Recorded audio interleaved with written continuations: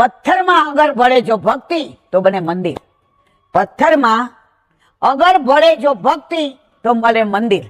આપણા ઘરે ઠાકોરજી નું તો પધાર્યા ને ત્યાં સુધી મકાન હતું ભાઈ, ઘર હતું. હવે પધાર્યા ને તો મંદિર થઈ ગયું ને, ઘરમાં હાલતા જા, મંદિર પાસે જઈશ નહીં, મંદિરમાં મૂકી દે, આ મંદિરના વાસણ છે, આ ચમચી મંદિરની કે ઠાકોરજીની. તમારું ધ્યેય ક્યાં થઈ ગયું?